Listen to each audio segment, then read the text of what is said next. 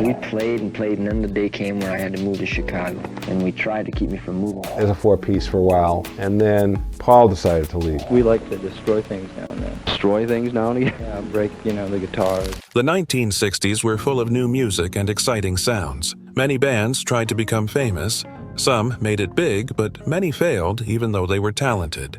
From garage rock to folk and psychedelic tunes, these bands tried new things and made songs people still remember. Some burned bright for a short time, then disappeared, leaving only stories and rare hits behind. Their music still inspires fans today. Join us at 25 famous bands from the 1960s that failed miserably. The other half charged onto the scene in mid-1960s Los Angeles with wild psychedelic garage rock. Their sound mixed raw energy with heavy Yardbirds and Rolling Stones influence. Later, they tore up San Francisco stages, especially at the legendary Avalon Ballroom. The big shift came when guitarist Randy Holden joined. His playing pushed the band into louder, bolder psychedelic territory. I didn't care for the sound. The album just turned out horrible.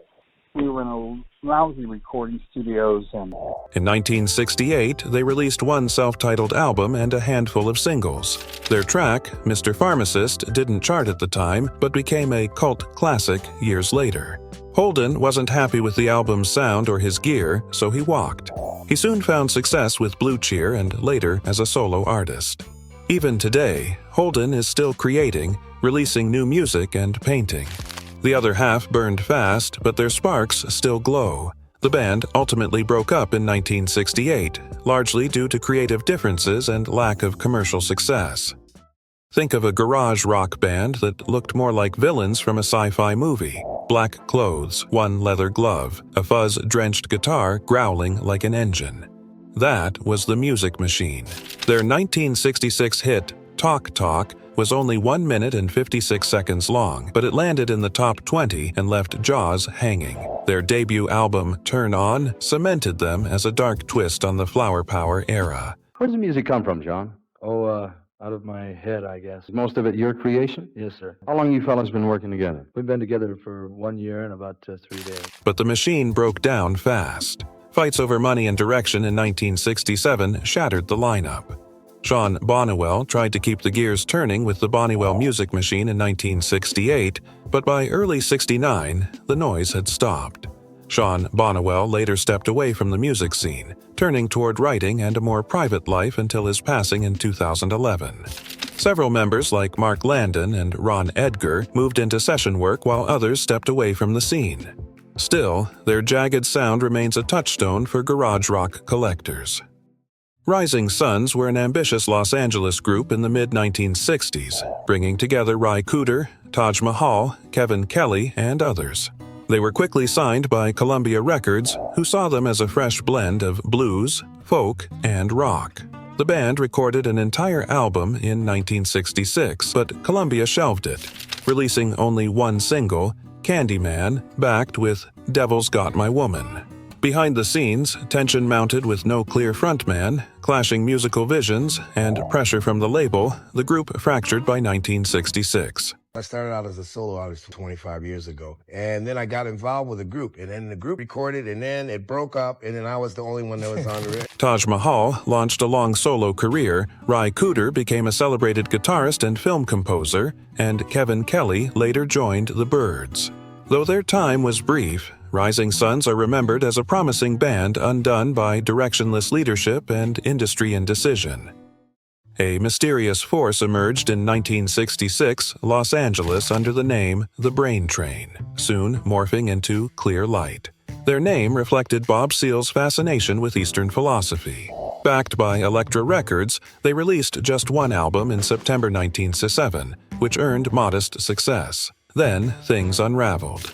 Losing guitarist Bob Seale hit them hard, and vocalist Cliff DeYoung departed in June 1969, sensing the group had lost its spark. The band quietly fizzled soon after. Members drifted into new paths. Cliff DeYoung pursued acting, while remaining bandmates faded into music's margins. Their sole album stands as a haunting snapshot of 60s psychedelia, its brief glow lingering long after the band itself disappeared. From the heart of Kansas comes a sound that'll wake your ears. Next one is The Morning Dew.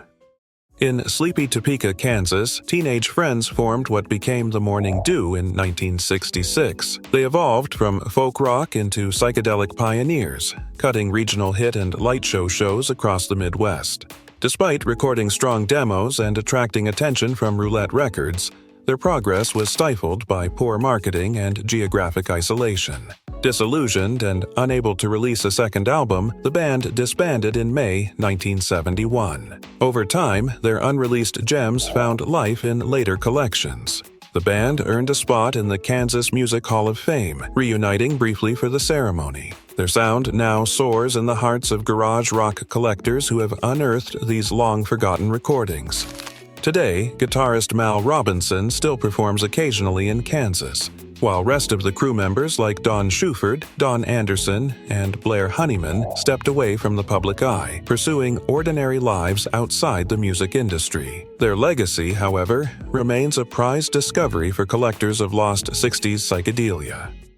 From Cape Cod, Massachusetts, the Barbarians grabbed attention in 1965 with their quirky hit Are You a Boy or Are You a Girl? And their drummer Molty, who played with a hook prosthetic. When I was 14, I lost my hand in an explosion, so I got this, and I became a drummer with this hook. They even appeared on the legendary TAMI show alongside the Rolling Stones.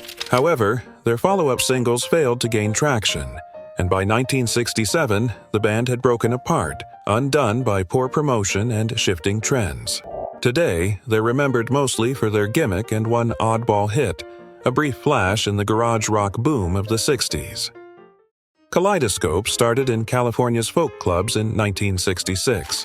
The band stood out because they played unusual instruments like the banjo, oud, and clarinet, mixing blues, jazz, folk, and Middle Eastern sounds. Their first album, Side Trips, came out in 1967 and showed off their bold style. Their second album, A Beacon from Mars, got good reviews but didn't sell much. By 1969, after working on the movie Zabriskie Point, the band slowly broke apart, leaving fans to wonder what they might have done next. Lost our gig. That was with Kaleidoscope? Yeah. And we ended up playing somewhere else, and we ended up playing some other gigs there. When the band ended, David Lindley carried on with a long and admired career as a multi-instrumentalist, lasting until his passing in 2023. Chris Darrow focused on solo work and producing, while others played as session musicians. Even though the band didn't last long, their fearless and experimental music inspired many artists who came after them. In 1967, LA, a birds-loving cover group named The Blokes blossomed into the Rose Garden once singer Diana DeRose joined. Their folk rock charm gave birth to a top 20 hit, Next Plane to London, and their only album was released in early 1968. But two members were drafted and personal tensions escalated. With creative winds dying, the group dissolved before the year's end. After the breakup, Diana DeRose left the industry for a quieter life, while some pursued day jobs far from music. Fabulous sound, the Rose Garden, gentlemen and lady. Diana. In later years, surviving members reunited for a rare performance and interviews around reissues of their album. A band with a name as colorful as their tunes is about to bloom. Get ready for the Vegetables. Formed in 1964 near San Francisco, the Vegetables rode the wave of folk rock with their hit, I Still Love You. Fronted by Jana Rico, one of the few female drummers in the scene, they stood out for both sound and style.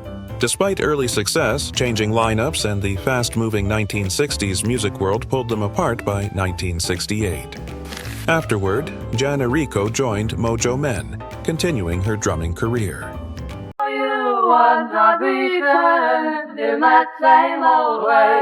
Other members drifted into smaller projects or left music altogether. The Vegetables never reached the heights of some peers, but they remain remembered for their youthful energy and one perfect slice of 1960s pop. Starting in New Jersey in 1962, the Knickerbockers became famous for their Beatles-like single Lies. The sound was so close that many listeners thought it was actually the Fab Four. Lies was the B-side of that record. We were fighting with our record company and they gave us the B-side. They enjoyed brief periods of fame but clashed with their label over poor promotion and financial issues, which stalled their rise. By the early 1970s, frustration and lineup changes led to their breakup. Singer and guitarist Beau Charles later wrote songs and worked behind the scenes in the music industry. Brother John Charles continued to perform with smaller groups. Although some vanished from the public eye, Lies continues to resurface as a cult favorite among 1960s playlists. Their story is remembered as a near miss, a band with the talent to sound like giants, but not the luck to become them. By 1965, a group of teens in Bristol, Connecticut dreamed big with their fiery single, Going All the Way. The track nailed the restless spirit of the time, but lacked proper label backing and touring. Without money or management, they couldn't compete, and by 1967, they gave up. Members moved into everyday jobs, leaving music behind. Decades later, collectors dug up their single and crowned it a garage rock treasure. The Squires' story isn't one of failure, but of a fleeting moment when local kids briefly bottled the wild spark of the 60s. The Mojo Men's story was one of constant reinvention. Established in San Francisco in 1965, they first found a home in the garage rock scene. Soon after, producer Sly Stone guided them toward a softer folk pop sound, which led to their ornate 1967 hit, Sit Down, I Think I Love You. Where did you find this particular song? One of the Buffalo Springfield. Steve Stills of the Buffalo Springfield wrote it. The constant changes in tone and identity, however, left their audience uncertain and record labels hesitant to invest. By 1969, with the lineup shifts and no clear vision, the group dissolved. Drummer John Arrico pursued music for a little longer, while the rest scattered into studio gigs or simply moved on with their lives. Despite the short run, their shimmering Baroque pop single remains their calling card, appearing on compilations that keep the mood of the late 60s alive. It's a brief legacy, but one that captures the restless creativity of its time. Things are about to get wild and psychedelic. Here comes the Amboy Dukes. More than just Ted Nugent's first band, the Amboy Dukes sparked from a split of Detroit and Chicago roots when Nugent moved in 1964. He formed the band with friends, aiming to bring driving rock from his Motor City roots. Their 1968 hit, Journey to the Center of the Mind, cracked the top 20, thanks to Farmer's lyrics and Nugent's guitar. But behind the scenes, tensions boiled over. Creative clashes, lineup changes, and Nugent taking on road duties pushed members away. We played, and then the day came where I had to move to Chicago, and we tried to keep me from moving. Several quit by mid-1968, and by 1975 the band evolved into Ted Nugent's solo act. After it all, Farmer still wrote and recorded until his passing in 2020. Lober continued playing in Detroit, and Nugent exploded as a solo star, his landmark band living on through a mix of DNA, drama, and a single mind-bending anthem. Beacon Street Union came together in Boston in 1966, formed by college students chasing a psychedelic rock sound. Their first two albums, backed by MGM's Bosstown Sound campaign, didn't connect with a wide audience, and critics soon rebuffed the label's hype. By 1970, the band evolved into Eagle, and then dissolved after poor sales and fading momentum. As a four-piece for a while, and then Paul decided to leave. He was the next one. He left. Lead singer John Lincoln Wright switched paths, becoming a country artist who led the Sour Mash Boys until health issues forced his retirement. He passed away in 2011. Bob Rhodes turned to entertainment law. Wayne Ulucky now runs a theme park. Paul Tartachny still plays music, and Wes Farrell went on to create the Partridge Family. After years apart, members of the Left Bank found new paths. Michael Brown later helped write a #1 hit with the band's stories, while Tom Finn became a high-profile DJ in New York, playing events such as presidential galas. But the magic fizzled fast. Formed in New York City in 1965 around Michael's studio access, the band became known for its beautiful strings and Baroque pop hits like Walk Away Renee. Sadly, infighting, business confusion, and Brown's solo recording using session players tore the group apart. They officially disbanded by 1969 due to poor follow-up singles and financial difficulties. Steve to come up and sing a song or two, but that's about as far as it's going to go, as far as I can see right now. Although all original members have passed away, their music lives on. That haunting voice and lush melody make Walk Away Renee feel frozen in time, still echoing in the hearts of those who love classic pop's bittersweet beauty. From the streets of San Francisco in 1966 came Blue Cheer, a trio that refused to whisper. They cranked their amps to full blast, so loud that their wild Summertime Blues cover became a minor hit. But their thunderous sound masked deeper problems. Guitarist Lee Stevens quit after creative fights, and drug use and band member conflicts piled up. By 1971, with new lineups failing and albums fizzling, the group dissolved in frustration and burnout. We like to destroy things now and then. Destroy things now and again? Yeah, break, the guitars. Yet, Blue Cheer didn't vanish quietly. Founding voice bassist Dickie Peterson led various reunions into the 2000s until his passing in 2009. Drummer Paul Whaley resided in Germany until he died in 2019. Randy Holden, a brief member, went on to pursue solo work and continues to make music today. Though their time was short, their heavy blues roar echoes in the roots of metal and punk and still cuts through the silence. If you think folk psychedelic rides are mild, this one will blow your mind. Up next is the Youngbloods. A New York folk duo turned into something bigger in early 1965 when Jesse Colin Young met Jerry Corbett on the Cambridge folk circuit. They added Lowell "Banana" Levenger on keyboards and Joe Bauer on drums to form the Youngbloods, blending folk, rock, and gentle psychedelia. Their 1969 reissue of Get Together struck a chord, climbing the charts and becoming a peace anthem of the era. But success slipped through their fingers. Creative disagreements, rushing follow-ups, and label delays sapped their momentum. By 1972, after 5 albums and missing a chance to ride their hits wave, the group quietly dissolved. Yeah, as a band, we were just running out of steam, I think, and I was losing interest. Tired of playing bass, so I started playing guitar again. Afterwards, Jesse Colin Young launched a fruitful solo career, while Corbett, Levenger, and Bauer pursued side projects or new paths. They didn't really come from down under, but that was part of the fun. In 1964, 3 New York songwriters, Bob Feldman, Jerry Goldstein, and Richard Gotterer, created The Strange Loves. They pretended to be Australian sheep farm brothers to stand out. Their quirky backstory worked. I Want Candy became a hit in 1965 with follow-ups like Carolyn and Nighttime. But relying on gimmicks couldn't last. By the late 1960s, trends had shifted, and the band's fiction couldn't hide slipping sales and waning interest.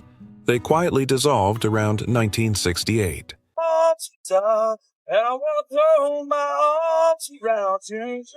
Afterward, Gotterer co-founded Sire Records and produced big names like Blondie. Goldstein managed acts like War. Feldman stepped back from the limelight. In one final moment of nostalgia, all 3 reunited on stage in 2018, just long enough for a joyful encore of their strange, fuzzy pop legacy.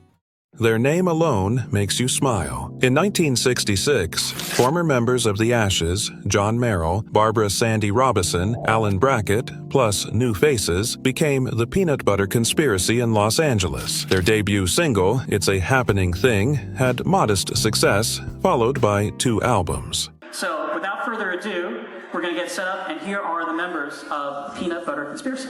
Trouble began when frequent lineup shifts and changing musical trends drained their energy. By around 1970, the band dissolved under the weight of waning popularity and internal friction. Alan Brackett transitioned into successful music publishing and TV work. Lance Baker Fent continued making music through his label. Their songs now play like colorful relics of the psychedelic era, reminding listeners that even short-lived bands can leave a lasting mark.